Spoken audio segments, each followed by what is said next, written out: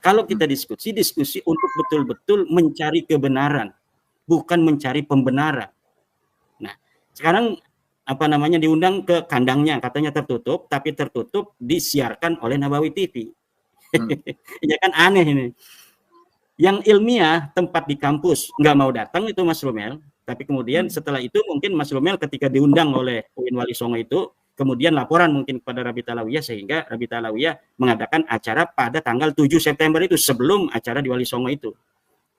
Dikira mungkin acara itu akan tetap dilaksanakan walau Mas Romel tidak datang mungkin gitu kan. Nah, kemudian apakah saya akan datang? Ya jelas tidak mau datang. Kenapa? Dia diundang 5 kali enggak mau datang, ya giliran saya baru undang 1 kali ini mungkin ya tidak datang juga. Yang ilmiah di kampus mereka tidak mau. Tapi mereka mau mengundang di itu kantornya sendiri, di kandang sendiri. Udah. Kalau memang mau berdebat dan berdiskusi dengan saya, sekalian aja jangan di Rabita Alawiyah, tetapi gunakan momentum di UIN Wali Songo itu. Tanggal 10 September nanti mungkin Mas Rumel yang sudah dihubungi oleh pihak UIN itu bisa dijadikan aja acaranya. Assalamualaikum warahmatullahi wabarakatuh. Sahabat Masjid Hafizah yang dirahmati oleh Allah Subhanahu wa taala. Pada kesempatan kali ini saya mau berbagi cerita dari Kiai Haji Imaduddin Usman Al-Bantani, yang mana Rabithah Alawiyah mengundang Kiai Haji Imaduddin Usman Al-Bantani untuk diskusi, tapi di kantornya ya, dan bertepatan pada hari Minggu tanggal 7 September tahun 2024. Yuk, seperti apa ceritanya? Langsung saja menuju ke videonya. Let's go. Assalamualaikum warahmatullahi wabarakatuh. Alhamdulillah wassalatu wassalamu ala Rasulillah. Alhamdulillah wassalatu wassalamu ala Rasulillah Muhammad ibn Abdullah wa ala alihi wa sahbihi wa mawala. Wala haula wala quwata illa billah. Amma ba'du. Para hadirin, para pemirsa yang berbahagia dimanapun Anda berada, sahabat-sahabatku, saudara-saudaraku sebangsa dan setanah air, dari Sabang sampai Merauke, dari Miangas sampai Pulau Rote. Alhamdulillah, dalam kesempatan kali ini kita dibersamai lagi oleh Al-Mukarram wal-Muhtaram Kiai Haji Imaduddin Usman Al-Bantani, yang dalam kesempatan kali ini insyaallah beliau akan menjawab beberapa isu-isu yang beredar di masyarakat tentang polemik nasab Ba'alawi. Sebelumnya mari kita sapa terlebih dahulu. Assalamualaikum Yai. Waalaikumsalam Gus Haji, sehat? Alhamdulillah Yai, sehat walafiat. Ini tanpa berlama-lama Yai, untuk mempersingkat waktu agar lebih langsung kepada titik poin yang akan kita diskusikan pada malam hari ini. Ada beberapa pertanyaan Yai dari beberapa netizen dan juga isu-isu yang beredar di masyarakat mengenai nasab Ba'alawi. Dan beberapa jam yang lalu itu saya menyimak ada salah satu channel Nabawi TV yang memposting satu videonya Aventador 007 ya. Bagaimana tanggapan Kiai untuk Aventador ini Yai? Baik, Gus Haji, terima kasih. Assalamualaikum warahmatullahi wabarakatuh. Alhamdulillah, salatan wassalaman ala Rasulillah, amma ba'du. Maka terkait dengan apa yang ditanyakan oleh Gus Aziz mengenai tentang video Aventador yang membuat sebuah video dengan judul Operasi Hitam Nasab Ba'alawi, saya kira ini terlalu berlebihan ketika kita mengatakan bahwa sebuah kajian ilmiah masuk dalam kategori operasi hitam. Sebenarnya masalah penelitian nasab Ba'alawi ini sangat sederhana. Ada orang yang mengaku keturunan Nabi Muhammad. Kemudian ada orang yang mempertanyakan apa benar dia sebagai keturunan Nabi Muhammad. Kemudian setelah mempertanyakan, dia meneliti. Setelah meneliti kemudian diketemukanlah sebuah kesimpulan bahwa ternyata mereka bukan turun Nabi. Inilah yang sedang terjadi sebenarnya Gus Haji. Jadi sebuah kajian ilmiah yang saya lakukan 2 tahun yang lalu tentang bahwa apakah benar Ba'alawi ini adalah sebagai keturunan Nabi, secara hakul yakin dalam penelitian saya kemudian saya menyimpulkan bahwa Ba'alawi ini, para habaib itu bukanlah keturunan baginda Nabi besar Muhammad SAW, dan haram bagi siapapun untuk mengakui mereka sebagai keturunan Nabi. Karena apa? Karena pengakuan keturunan Nabi masuk di dalam kategori al-masail ad-diniyah, yang di situ ada kaitan teologis antara pengaku dan masyarakat, terutama umat Islam. Oleh karena itu, ketika diskursus nasab ini bergulir di tengah masyarakat, dan masyarakat kemudian pula mengadakan kajian, mereka masing-masing ini Gus Ajis mengadakan kajian. Mereka tidak mentah-mentah menerima daripada hasil penelitian saya. Mereka kemudian mencari tesis saya, mereka kemudian meneliti sendiri, kemudian memverifikasi sendiri. Setelah diverifikasi sendiri, kemudian mereka mempunyai kesimpulan yang sama. Banyak, mayoritas mungkin sekarang ini, bahwa Ba'alawi ini memang bukan keturunan baginda Nabi besar Muhammad SAW. Dari situ kemudian berbagai macam reaksi masyarakat mengenai terputusnya nasab Ba'alawi kepada baginda Nabi besar Muhammad SAW ini, kemudian saya kira di situ membuat Ba'alawi, terutama Rabita Alawiyah ini kemudian dalam tanda kutip mungkin panik ya. Kemudian setelah itu di Nabawi TV itu mereka ketika sudah tidak dapat menjawab dari kajian-kajian saya itu, karena tidak dapat menjawab, kemudian mereka mengatakan ini adalah operasi hitam, the black operation. Di black operation ini kan sebuah operasi yang dilakukan oleh negara misalnya untuk sebuah kemaslahatan, tetapi tidak mengatasnamakan negara dan tidak bisa kemudian diartikan sebagai gerakan negara, tetapi diketahui negara. Sedangkan tesis saya ini adalah tesis ilmiah pribadi. Saya mengkaji pribadi, waktu mengkajinya itu tidak ada suruhan dari siapapun. Ketika mengkaji merdeka, dari berbagai macam sumber, dari kitab-kitab nasab, kemudian dari kitab-kitab sejarah, kemudian dari berbagai macam sudut pandang, termasuk di sana ada DNA, kemudian disimpulkan bahwa Ba'alawi ini, para habaib bukan turun Nabi. Jadi tidak ada kaitan dengan instansi manapun termasuk negara atau dari sebuah kepentingan politik, kepentingan sebuah konspirasi, tidak ada. Ini adalah murni kajian saya, dan pertama itu saya letakkan itu di web pondok pesantren saya, kemudian mendapat perhatian dari masyarakat, kemudian mengalir di tengah-tengah masyarakat karena mempunyai signifikan terhadap kepentingan mereka sebagai umat Islam juga, karena apa yang kita bahas ini adalah mengenai pengakuan terhadap nasab kepada baginda Nabi besar Muhammad SAW.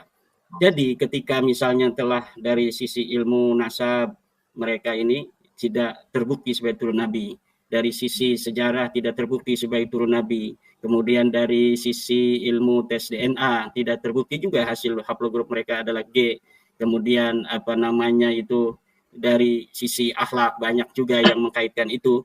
Nah, setelah itu mereka kemudian sekarang membuat framing bahwa ini operasi hitam. Mungkin operasi hitam itu lebih kita bisa arahkan Gus Haji sini kepada nasab Wali Songo. Ini ada operasi hitam nasab Wali Songo dari sebuah organisasi, tetapi organisasi itu tidak bisa langsung untuk kita kaitkan karena secara tulisan mereka perintah tidak ada, tetapi bergerilya mereka mengatakan Wali Songo itu sebagai Ba'alawi, ya kan? Tetapi ketua Rabitah Alawiyahnya Ustadz Taufik Segap itu kemarin, kalau bukan dari Rabitah, katanya kan kemarin, bahwa itu jangan dipercaya. Pemba'alawian kalau bukan dari Rabitah, itu jangan dipercaya. Nah, ini ada operasi hitam, berarti di bawah itu diiklankan bahwa Wali Songo itu merupakan Ba'alawi, tetapi kemudian Rabitah Alawiyahnya cuci tangan bahwa Wali Songo bukan Ba'alawi. Ketika ada misalnya yang mengaku turun Wali Songo, kemudian tidak pula diakui, ya kan? Nah ini betul, ya. Jadi ada di situ lebih cocoknya operasi hitam itu kepada nasab Wali Songo.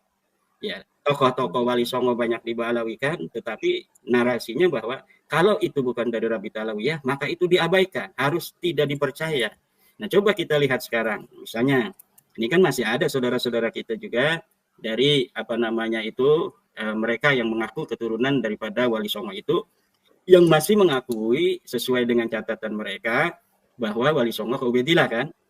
Ya, Nah, betul ya. berani Masih banyak. tidak ke Wali Songo tuh, misalnya kepada yang kemarin jadi panitia debat di Kesultanan Banten, itu kan mereka masih mengakui, di antara mereka ada yang masih mengakui bahwa mereka nasabnya ke Ubaidillah. Coba satu aja apa diberikan contoh mereka diisbat gitu oleh Rabita Alawiyah. Kalau misalnya itu apa namanya itu mereka konsisten. Kalau ini mereka konsisten bahwa Balawi itu apa bahwa Wali Songo itu adalah Balawi, maka mereka harus konsisten. Satu orang misalnya tuh dari panitia debat atau panitia ziarah di Banten itu kan ada yang dari saudara-saudara kita. Coba diisbat oleh Rabita Alawiyah agar itu tidak masuk dalam operasi hitam itu, the black operation gitu kan. Nah itu yang apa namanya bisa kita tanggapi daripada pernyataan Aventador 007. Kalau Saras kan 008. Kalau ini 007 James Bond, ya kan? Bahwa tidak benar operasi hitam yang dituduhkan kepada kajian ilmiah, kajian berdasarkan kitab-kitab turos, kajian berdasarkan apa namanya para ulama-ulama di pesantren-pesantren. Ini para ulama-ulama ini perlu diketahui dari mulai Banyuwangi sampai Banten ini sekarang sudah mereka mengkaji tentang apa namanya kajian nasab Balawi ini, dan mereka banyak yang bikin video kepada saya dikirimkan tentang harapan mereka agar saya datang ke apa namanya itu kota-kota mereka, ke kabupaten mereka, dan bahkan banyak yang sudah membuat pernyataan bahwa mereka sudah hakul yakin bahwa Balawi ini bukan cucu Nabi, seperti yang kita bisa lihat dari beberapa channel-channel YouTube yang apa bertebaran di media sosial, bahwa kiai-kiai sudah meyakini itu bukan hanya berdasarkan taklid kepada saya, Gus Ajis, bukan. Karena mereka itu pintar-pintar. Ya, mereka mengkaji. Mereka banyaknya awal tidak percaya. Apa namanya? Kaget lah, bukan tidak percaya, kaget. Apa iya gitu. Yang selama ini dianggap sebagai cucu Nabi ternyata bukan.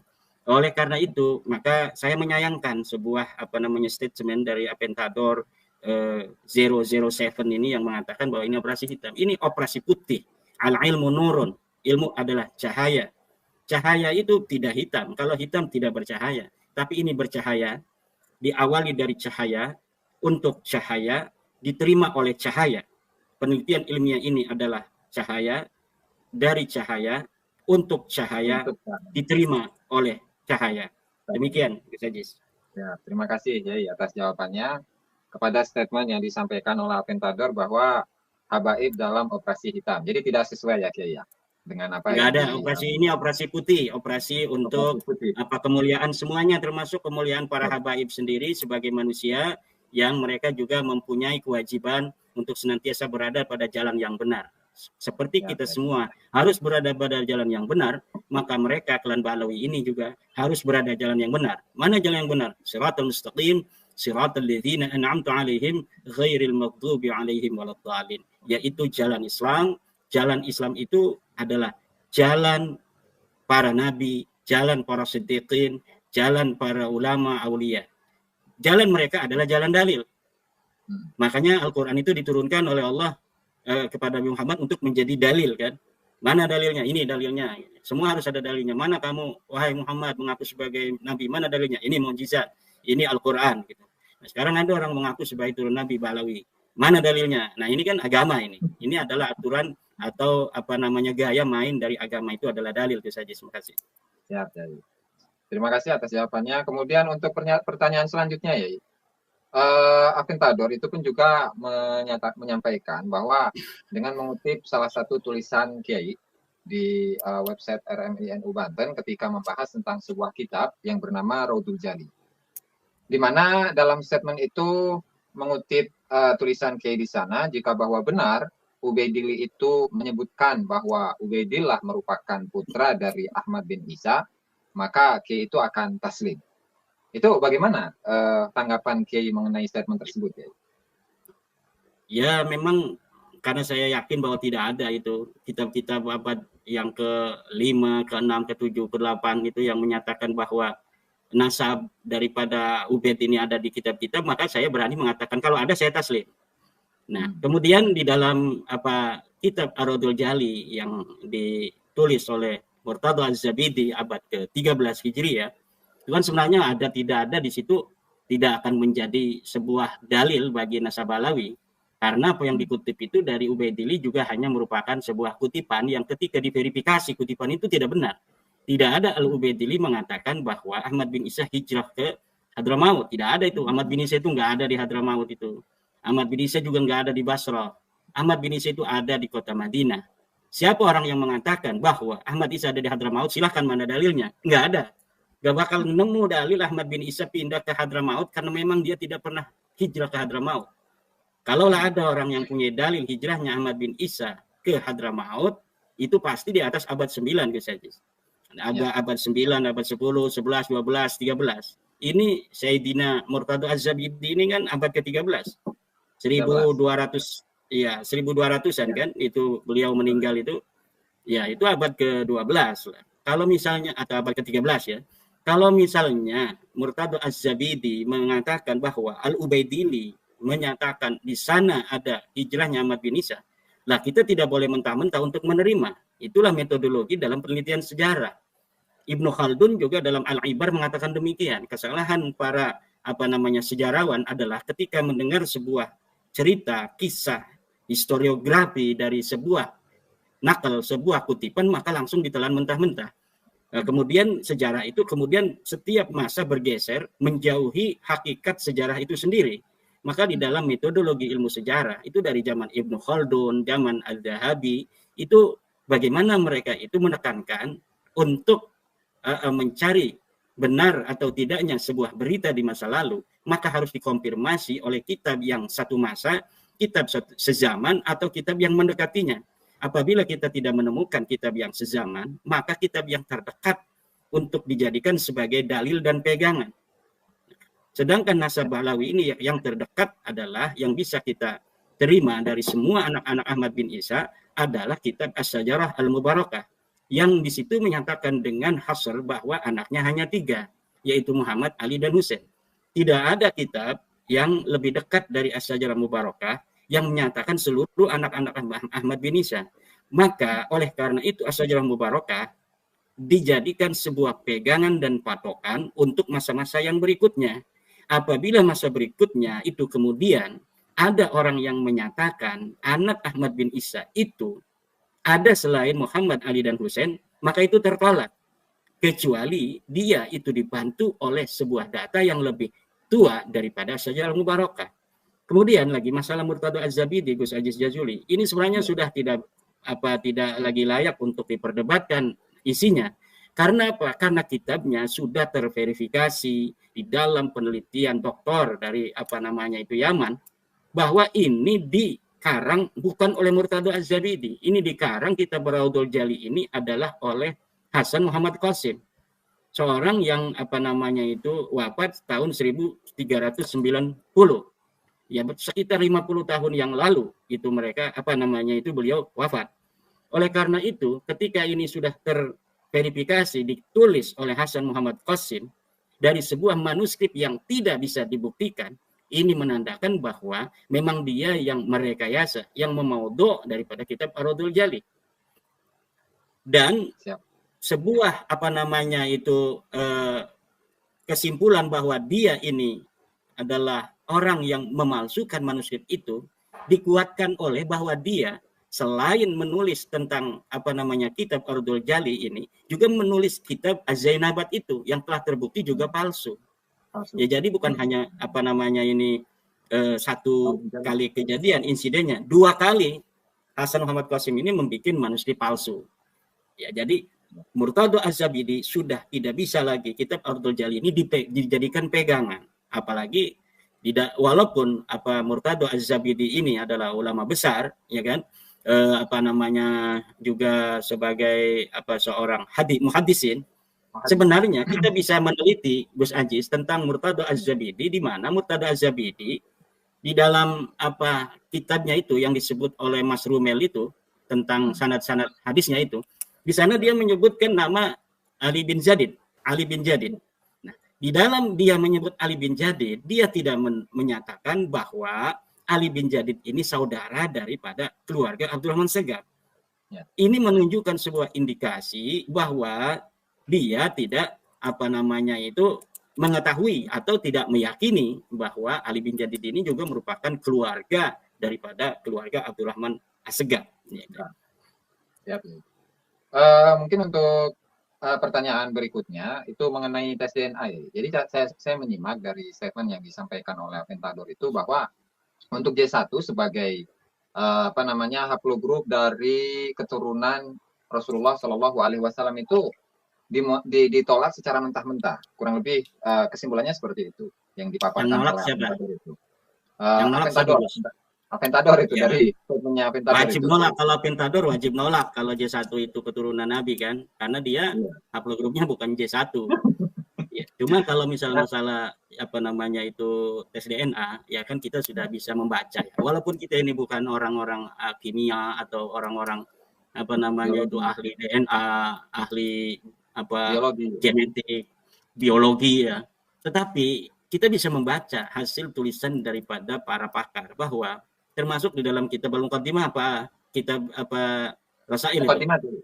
Nah, termasuk dalam kitab Muqaddimah di sana di dalam kitab itu dikatakan bahwa orang-orang Arab asli itu memiliki haplogrup J. Ya kan?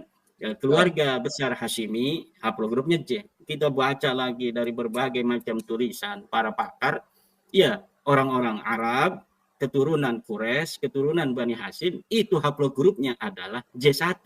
Tidak ada satupun saya baca itu di dalam jurnal-jurnal tulisan-tulisan para pakar bahwa misal yang mengatakan haplogrupnya Quraisy itu G, nggak ada. Tapi yang diomongkan oleh Aventador itu begini tadi itu, bahwa dari orang-orang yang mengaku sebagai turun Nabi dari klan anu itu tidak sama.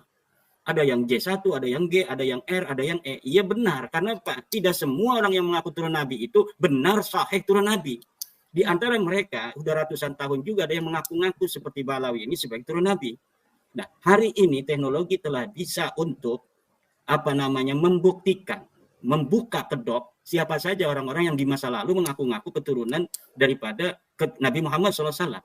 Orang yang mengaku keturunan Quraisy, orang yang mengaku keturunan Alawiyin. Sekarang ini bukan hanya dengan teori ilmu nasab dan metodologi isbat nasab, metodologi historiografi, metodologi historis, tetapi dengan tes DNA pun sudah dapat dibuktikan bahwa orang-orang yang di masa lalu leluhurnya mengaku-ngaku sebagai turun Nabi hari ini terbuka. Dan itu tidak bisa lagi mengelak. Saya kira itu hanya falasi daripada Aventador untuk membuat masyarakat itu bingung terhadap tes DNA. Dia juga mengatakan horor ulama bahwa tes DNA haram segala macam, yang nggak usah diharamkan. Ini nggak usah diharamkan dulu, udah dijaizkan aja dulu, nanti buktikan oleh dokter, setelah terbukti baru diharamin lagi, nggak apa-apa. Untuk membuktikan kan sesuatu yang darurat, sesuatu yang diperlukan, lil hajah itu walaupun haram juga kalau lil hajah boleh. Betul nggak? Betul ya. Sesuatu yang haram itu la yutraku illa liwajibin kan. Sesuatu yang wajib la yutraku illa liwajibin juga. Sesuatu yang wajib tidak boleh ditinggalkan kecuali untuk yang wajib lainnya. Sesuatu yang haram boleh dilakukan dalam keadaan darurat. Begitu.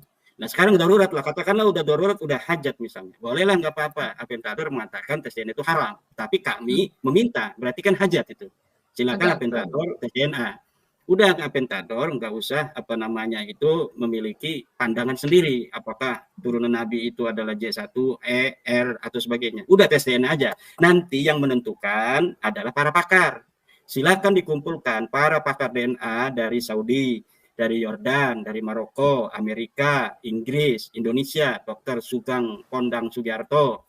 Baru nanti kita lihat aja, diam aja. Kita Aventador diam, nanti lihat hasilnya apa yang diomongkan oleh para pakar itu. Demikian aja, simple sebenarnya.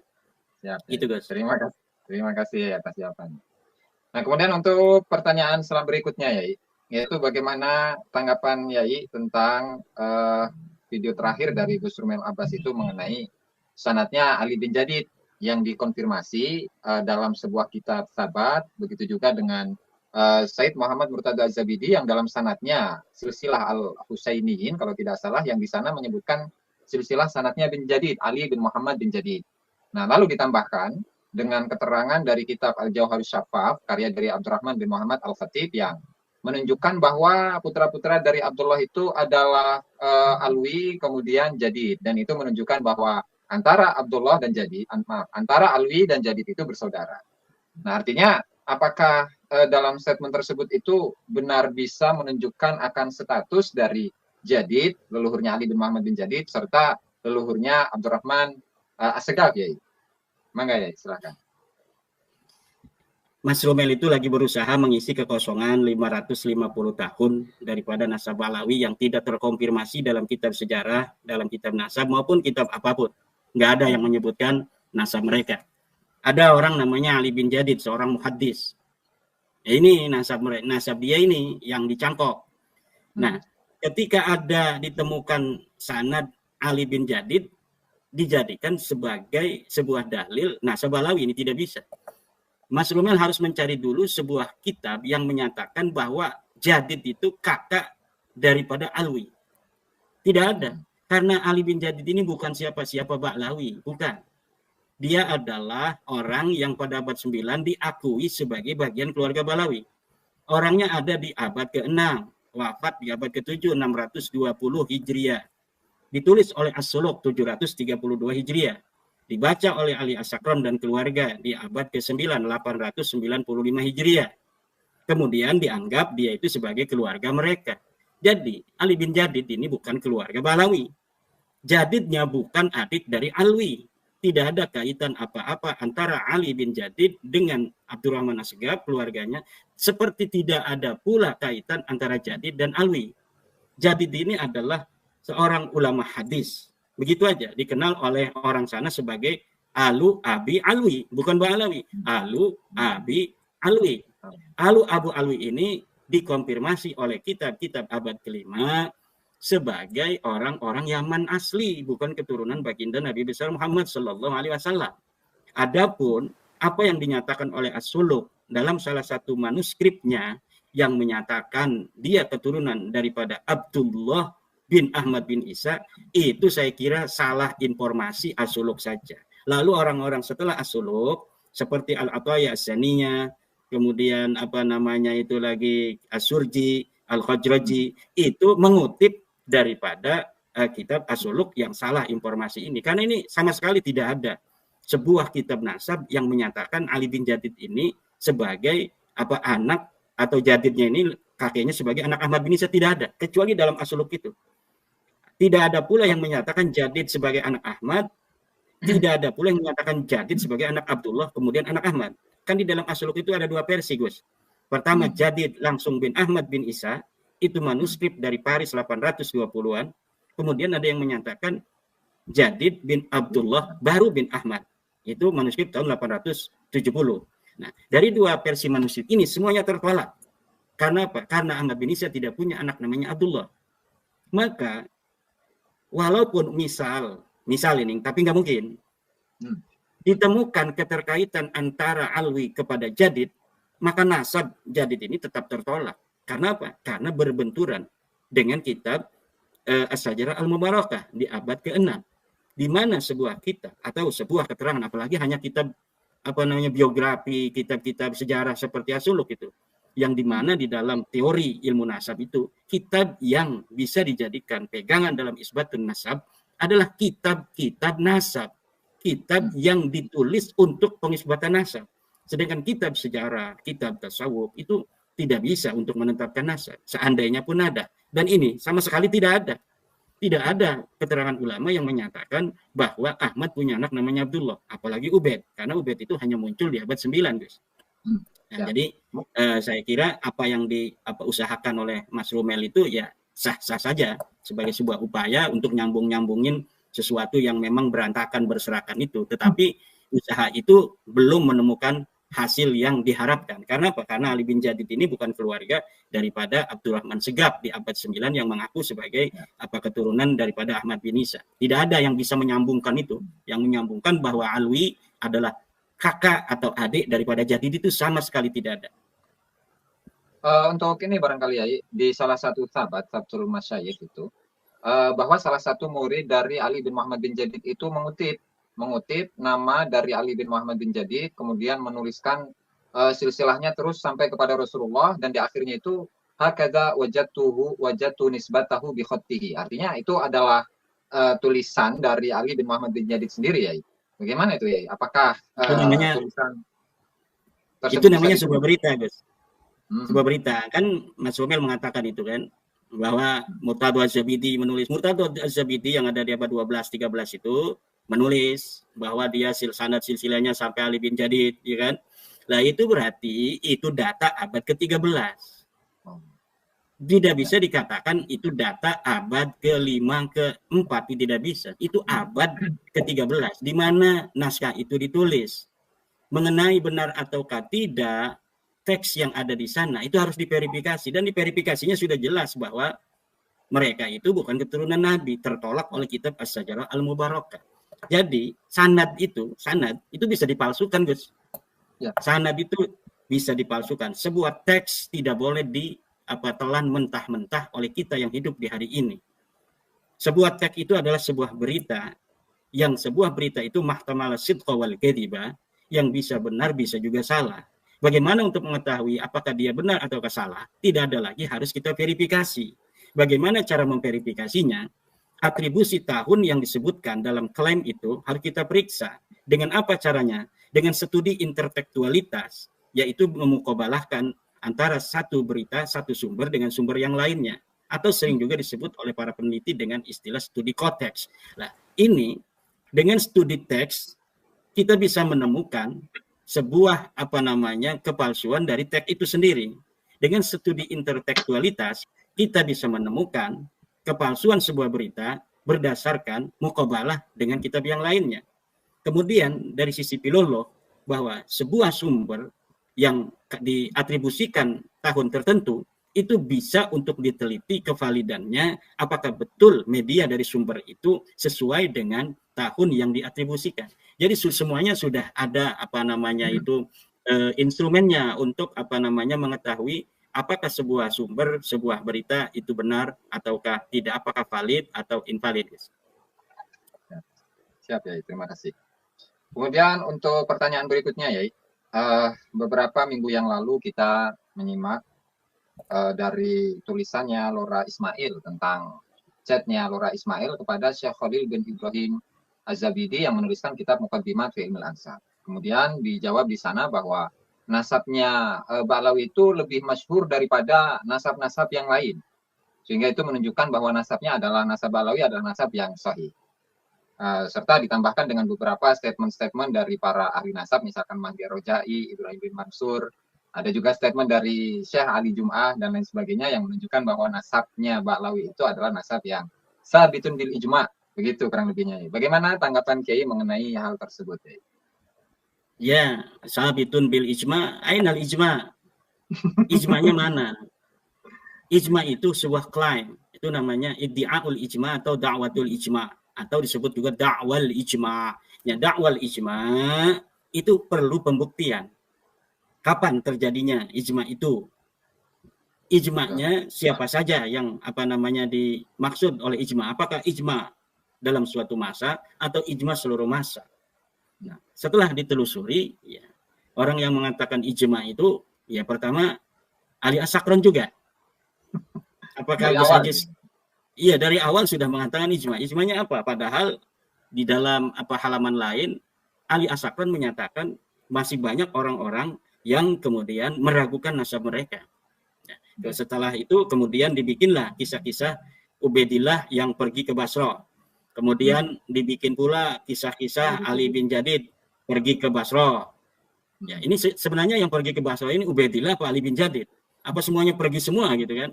Saya kira itu hanya merupakan sebuah kisah-kisah yang diciptakan, yang tidak punya dasar sama sekali. Seperti tidak ada dasarnya Ahmad bin Isa itu hijrah ke Hadramaut, begitu pula tidak ada dasar yang bisa dipegang bahwa Ubaidillah ini pergi ke Basra, bahwa Ali bin Jadid pergi ke Basra. Kita bisa lihat pergerakan seorang Ali bin Jadid yang ada di dalam kitab As-Suluk. Kota-kota yang disinggahi Ali bin Jadid itu disebutkan semua. Dari mulai Aden, dari mulai Ta'iz, Wahiz, kemudian India, Sada, dan lain sebagainya itu disebutin. Tidak ada disebut Tarim, tidak ada disebut Basra. Tidak ada As-Suluk menyatakan Ali bin Jadid pernah ke Tarim. Bagaimana orang yang katanya anak Ahmad bin Isa keluarganya semua dari Tarim, dia nggak pernah ke Tarim? As-Suluk ini apakah salah gitu kan? Dan tidak ada nama-nama dari yang disebutkan di dalam ketika As-Suluk menyatakan tentang biografi daripada Ali bin Jadid daripada nama-nama keluarga Balawi. Yang disebutkan oleh bin Jadid adalah oleh As-Suluk Al-Janadi di dalam kitabnya itu yang berkaitan dengan Ali bin Jadid. Pertama adalah Abdul Malik, adiknya. Yang kedua adalah Syekh Mudafi, gurunya. Kemudian murid-muridnya. Tidak ada sama sekali keluarga Balawi yang disebutkan. Kemudian di halaman lain yang jauh disebutkan nama-nama yang mutasyabihil asma, nama-nama yang serupa dengan keluarga Balawi, ada Muhammad bin Ali dan lain sebagainya. Kemudian mereka mengakui nama-nama itu, dan saya sudah menulis tentang tidak terbuktinya nama-nama yang diklaim itu sebagai keluarga Balawi dengan dalil-dalil kitab mereka sendiri. Jadi klaim-klaim Ali bin Jadid itu keluarga Balawi itu semakin tidak bisa untuk diterima di dalam studi ilmu sejarah gitu. Nah, kemudian apa tadi tuh? Khalil bin Ibrahim. Lora Ismail ya? Lora Ismail. Khalil bin Ibrahim ya. Lora Ismail dengan Khalil bin Ibrahim ada nama Syekh Khalilnya sama-sama itu. Yaitu Syekh Khalil bin Ibrahim. Ya, Syekh Khalil bin Ibrahim ini dia kan menulis kitab nasab, namanya kitab Al-Muqaddimat, kan demikian ya. Nah, kemudian apakah seluruh apa yang ada di dalam kitab Khalil bin Ibrahim itu karya atau hasil pikiran beliau sendiri atau merupakan hasil kutipan dari ulama-ulama sebelumnya? Kadang-kadang untuk kepentingan tertentu seorang ulama itu ketika itu sudah menjadi hal yang lumrah itu tidak mengambil kutipan karena terlalu banyak orang yang mengatakan itu. Kemudian dia tidak usah mengutip padahal itu kutipan daripada ulama sebelumnya. Seperti Syekh Mahdi Rajai di dalam kitab Al-Muqibun ketika menyatakan tentang jumlah ismiyah, ketika mengutip itu dia tidak mengatakan mengutip dari mana, sehingga kemudian orang-orang mengatakan itu ucapan daripada Syekh Mahdi Rajai sendiri tanpa sebelumnya ada ulama yang menyatakan itu. Padahal itu pernyataan ulama-ulama nasab min jailin ila jailin, dari masa ke masa mengatakan kalau ulama nasab mengatakan jumlah ismiyah maka itu artinya hasr. Kita bisa lihat di dalam kitab Ibnu Inabah mengatakan demikian. Coba di dalam kitab Ibnu Inabah itu di halaman-halaman terakhir itu berbicara tentang metodologi ilmu nasab. Di antara salah satu istilah ilmu nasab adalah apabila seorang ulama menyatakan nama-nama anak daripada seseorang dengan jumlah ismiyah, maka itu yadullu alal hasri, menunjukkan bahwa proposisi itu menunjukkan hanya terbatas, tidak ada lagi anak yang lain. Tapi kalau dengan jumlah fi'liyah seperti aqabah, maka itu masih memungkinkan adanya anak lain selain yang disebutkan. Nah, begitu pula Syekh Khalil Ibrahim ketika mengatakan Allah takuna mukhalifatan lil usul, bahwa sebuah kitab nasab ar-ruq'ah atau ar-riq'ah, ya kita bisa baca ar-riq'ah, ar-ruq'ah kan, kita orang Indonesia. Orang Indonesia ini semuanya pakai Indonesia, tapi orang Arab manggilnya enak, Indonesia. Kenapa kita manggil ruq'ah, kita panggil enggak boleh itu sama pendukung Balawi. Katanya salah baca. Yang dibaca yang dikritisi hal-hal yang remeh-temeh gitu ya. Tentang ar-ruq'ah, tentang ar-riq'ah, tidak kepada isinya. Kita lihat isinya. Bahwa Syekh Khalil Ibrahim menyatakan wa satu riq'ati alla takuna mukhalifatan lil usul. Mukhalifatan lil usul itu kemudian dia SMS kepada Syekh Khalil Ibrahim. Syekh, apa benar? Bagaimana menurut Syekh? Apa benar ini usul ini maksudnya adalah kitab-kitab masa lalu? Syekhnya itu kan jawabnya tidak langsung kayak anak TK. Ya benar enggak. Dia bikin narasi dulu. Itu yang dimaksud adalah nasab-nasab katanya yang sudah diakui. Ya nasab yang diakui dari mana kita mengetahui? Dari kitab. Itu namanya min dzikri al-madrub wa iradatiz dzarab majazan mursalan min itlaqil madrub wa iradatiz dzarab. Itu harus dimengerti. Bagaimana cara mengertinya? Di bawahnya itu dari SMS Khalil bin Ibrahim seperti jika ada kitab sekarang berbeda, itu kan sudah jelas. Jadi apa yang ada di atas itu bukan merupakan jawaban inti. Jawaban di bawahnya itu sudah jelas. Apa yang SMS-in oleh Lora Khalili itu saya kemarin sudah video call dengan Lora Khalili ya. Lagi jalan-jalan di Madura, beliau dengan Kiai Hanan, kita sudah ngobrol-ngobrol sedikit tentang masalah nasab Wali Songo juga nasab Balawi. Nah, kemudian tentang teori metodologi isbat nasab. Sudah jelas itu, Gus. Ya. Dari metodologi isbat nasab yang sudah tunjukkan, sajikan oleh para ahli nasab, terutama di sini Syekh Khalil Ibrahim. Pertama, harus surah istifadah, kitab, kemudian surah istifadah, iqrar, syahadah, qiyafah, ada apa lagi tuh? Qur'ah ya. Al-Bahsul Ilmi gitu. Ya. Nah, semuanya itu tidak bisa untuk mengisbat nasab balawi. Coba nasab balawi diisbat dengan surah istifadah. Surah istifadah harus ada yang namanya itu surah istifadah itu tidak boleh bertentangan dengan bayinah, tidak boleh bertentangan dengan kitab-kitab nasab. Sedangkan surah istifadahnya Balawi hari ini itu bertentangan dengan kitab-kitab nasab. Kemudian metodologi isbat nasab dengan syahadah. Itu syahadah itu untuk orang yang di hari ini. Betul tidak? Itu namanya istrinya Gus Aziz itu adalah anak daripada Kiai Yusuf Mubarak. Ada saksinya 2. Betul berarti kan? Nah itu kalau orang yang sudah lama seperti Ubed ini nggak bisa. Siapa yang mau jadi saksi Ubed anaknya Ahmad? Ya tidak ada lagi kecuali riwayat. Riwayatnya dari apa? Riwayat sanad aja katanya. Nggak bisa. Kalau sanad ini bertentangan dengan masa lalu, kitab-kitab yang ditulis masa lalu nggak bisa. Nah sementara kitab abad ke-6 sudah mengatakan anaknya cuma 3. Berarti ini bertentangan. Sudah nggak bisa tuh lagi dengan syahadah kan.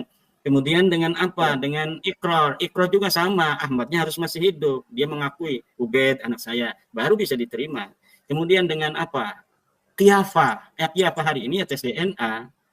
Qiyafah hari ini sudah ada metodologi dengan cara menyerupakan satu individu dengan individu lain untuk dicari apakah ada kaitan nasabnya. Itu kan qiyafah. Maka qiyafah hari ini itu sangat presisi dengan yang namanya itu tes DNA. Udah tes DNA aja untuk qiyafah itu. Mungkin tes DNA ini bisa nih, tapi untuk yang lain nggak bisa.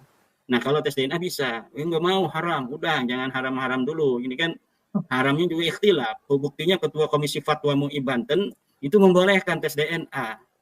Ketua Komisi Fatwa MUI Banten bisa membolehkan tes DNA. Siapa itu ya namanya ya? Imaduddin Usman Al-Bantani. Dia membolehkan tes DNA untuk agar terbukanya sebuah hal yang sedang diperdebatkan daripada terjadi diskursus yang begitu lama misalnya tidak ada hakimnya, ya hakimnya tes DNA. Gitu kan? Nah, begitu. Metode apa lagi? Qur'an dikoclok gitu kan. Ini cucu Nabi bukan, yang satu mereknya cucu Nabi, yang satu bukan dikoclok. Lah nggak bisa itu Qur'an, itu nggak bisa juga. Masa iya untuk menetapkan nasab hari ini dengan Qur'an padahal ada metodologi yang lebih saintifik. Ya. Terima kasih ya atas jawabannya. Kemudian ini pertanyaan yang mungkin ditunggu-tunggu oleh teman-teman, bahwa ada informasi ya, bahwa Kiai Haji Imaduddin Al-Bantani beserta kawan-kawan itu diundang oleh Robitoh Alawiyah dalam rangka diskusi. Apakah itu benar ya, undangan itu sudah sampai kepada Kiai? Ya sebenarnya ini asalnya ada dari sebuah universitas mau mengundang saya dengan Mas Rumel, Universitas Islam Wali Songo, ingin mengadakan acara diskusi nasab ini di Universitas Islam Wali Songo dari lembaga pemberdayaan masyarakatnya gitu. LPPM apa itu istilahnya. Nah, udah menghubungi saya, nanti katanya dengan Mas Rumel. Saya siap. Kemudian ada informasi lagi bahwa Mas Rumel tidak siap. Tanggal 10 September kalau tidak salah. Tanggal 10 September saya diundang oleh Universitas Islam Negeri Wali Songo gitu. Dengan Mas Rumel. Saya siap. Oke, saya siap kata saya. Kemudian ada SMS lagi. Kiai, ternyata Mas Rumel tidak siap tanggal 10 September karena sesuatu hal. Katanya mau ke luar negeri, ya kan? Ya udah, kalau nggak mau kan, berarti tidak bisa kita untuk berdiskusi dengan Mas Rumel. Tapi akhirnya sekarang saya mendapatkan undangan dari Rabita Alawiyah untuk diskusi bukan di Wali Songo itu, di Universitas Islam Negeri Wali Songo, tetapi di kantor Rabita Alawiyah sendiri di kandang. Nah, saya kira ini kita mengundang beberapa kali tidak ditanggapi, tidak ada balasan. Sudah 5 kali nih kalau tidak salah. Pertama undangan dari Kiai Badri yang ingin memfasilitasi saya dengan Ustadz Taufik Segaf berdiskusi tentang nasab di Pasuruan. Kalau tidak salah itu tahun 2003 ya. Itu di Pasuruan. itu tidak bersedia, Ustadz Taufik Assegaf. Kemudian rasanya saya mencatat ini. Ada 5 kali undangan yang Ustadz Taufik Assegaf atau Rabita Alawiyah tidak mau datang. Pertama 9 Juli 2023 difasilitasi ke Ali Badri, tidak mau. Yang kedua 24 Agustus 2023 di UIN Syarif Hidayatullah, Rabita Alawiyah tidak datang. Kemudian tanggal 25 Agustus 2024 diskusi di Banten, di Kesultanan Banten, itu juga Rabita Alawiyah menyatakan tidak datang dan tidak mau untuk mengutus utusan.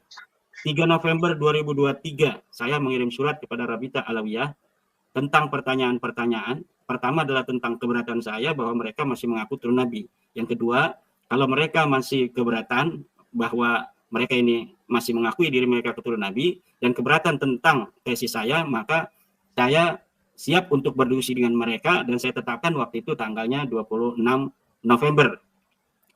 Namun mereka tidak kemudian membalas surat saya dan saya mensyaratkan apabila mau berdiskusi, karena ini adalah bab data, maka pertama harus ditulis dengan rapi. Proposisi 12 pertanyaan saya itu harus dijawab. Karena di sana mengandung data-data dan sumber. Sumber dan data harus diverifikasi dengan teliti. Kalau mereka mengatakan bahwa ada di dalam kitab Anu pada abad ke-5, maka itu tidak hanya begitu sebuah pengakuan, klaim, tapi kita harus lihat kitabnya mana, apakah sudah dicetak atau belum. Kalau sudah dicetak, berdasar manuskrip apa? Penulisnya siapa? Ditulis tahun berapa? Selama ini ditaruh di perpustakaan mana? Apabila semua itu sudah terverifikasi, baru diterima. Tapi kalau hanya klaim-klaim, itu saya sering, Gus Ajis, menemukan klaim-klaim Ba'lawi ini dalam kitab-kitabnya tidak terverifikasi. Coba baca kitab Ar-Raddul Mufhim, ketika Ba'lawi itu menjawab daripada gugatan Syekh Murad Sukri Suwaidan tentang Ibnu Inabah di abad ke-9 yang tidak menyebutkan nasab Ba'lawi. Itu ketika saya teliti verifikasi dari semua klaim-klaim mereka bahwa katanya ditulis dalam kitab Bahrul Ansar, ditulis dalam kitab Az-Zwarqani, ditulis dalam kitab Anu dan Anu, ternyata setelah saya verifikasi semuanya tidak ada. Maka saya pernah saya mengatakan kalau diskusi tidak bisa dengan satu waktu, 1 jam, 2 jam, tapi memerlukan banyak waktu sampai 3 hari. Untuk apa? Untuk memverifikasi data-data itu. Karena kita bukan untuk kamu kalah saya menang, bukan. Kalau kita diskusi untuk betul-betul mencari kebenaran, bukan mencari pembenaran. Nah, sekarang diundang ke kandangnya, katanya tertutup, tapi tertutup disiarkan oleh Nabawi TV. Ya kan aneh ini. Yang ilmiah tempat di kampus nggak mau datang itu Mas Rumel, tapi kemudian setelah itu mungkin Mas Rumel ketika diundang oleh UIN Wali Songo itu kemudian laporan mungkin kepada Rabita Alawiyah sehingga Rabita Alawiyah mengadakan acara pada tanggal 7 September itu sebelum acara di Wali Songo itu. Dikira mungkin acara itu akan tetap dilaksanakan walau Mas Romel tidak datang mungkin gitu kan. Nah, kemudian apakah saya akan datang? Ya jelas tidak mau datang. Kenapa? Dia diundang 5 kali enggak mau datang, ya giliran saya baru undang 1 kali ini mungkin ya tidak datang juga. Yang ilmiah di kampus mereka tidak mau. Tapi mereka mau mengundang di itu kantornya sendiri, di kandang sendiri. Udah, kalau memang mau berdebat dan berdiskusi dengan saya, sekalian aja jangan di Rabita Alawiyah, tetapi gunakan momentum di UIN Wali Songo itu tanggal 10 September. Nanti mungkin Mas Rumel yang sudah dihubungi oleh pihak UIN itu bisa dijadikan aja acaranya tanggal 10. Silakan di situ. Katanya kan ada tim-tim daripada Rabita Alawiyah yang siap untuk di Rabita Alawiyah itu. Ada Mas Rumel, ada Al-Mashhur, Idrus Al-Mashhur, ada Fikri Syahab, ada siapa lagi itu. Silahkan itu, bariskan saja, nggak usah banyak-banyak orang. Saya untuk masalah nasab dan sejarah cukup saya. Mungkin untuk tes DNA itu dibutuhkan Dr. Sugeng. Kalau dari pihak mereka silakan, mau 10, mau 20, baris saja itu di UIN Wali Songo. Silakan bertanya atau saya yang akan menanyakan kepada mereka tentang suatu hal daripada proposisi saya. Saya akan menanyakan, mereka juga boleh bertanya semuanya. 20 orang bariskan, saya sendirian. Kemudian tentang tes DNA nanti akan Dr. Sugeng. Kenapa? Ya karena kalau misalnya itu di tempat yang tidak netral di Rabita Alawiyah, itu belum apa-apa udah banyak yang SMS kepada saya, Gus Ajis, jangan datang, jangan datang, jangan datang kan. Nah ini persis seperti kemarin itu di apa namanya yang diinisiasi oleh para kuncen-kuncen Kesultanan Banten itu. Ya, jadi saya kira kalau memang betul untuk apa namanya itu mencari kebenaran, betul-betul untuk berdiskusi, ya saya kira kalau sekelas ormas, sekelas Robita Alawiyah yang sudah ada Kemenkumhamnya, ya punya juga jaringan, ya itu bisalah untuk meminta kepada Menag misalnya Menteri Agama atau Menkumham atau Dinas Pendidikan, Kementerian Pendidikan untuk memfasilitasi apa diskusi nasab ini dengan santai, dengan ilmiah, dengan berbasis kajian yang mencerahkan gitu. Bukan untuk membenarkan, untuk mencari pembenaran saja, tetapi untuk betul-betul mengkaji secara ilmiah. Saya kira apa itu lebih elegan, lebih kesatria, ya lebih bisa dipercaya oleh masyarakat itu. Misalnya Robita Alawiyah menghubungi Universitas Islam Negeri Syarif Hidayatullah. Nah, UIN Syarif Hidayatullah dulu kan pernah juga untuk mengadakan acara saya dengan Profesor Said Aqil Hussein Al-Murawar.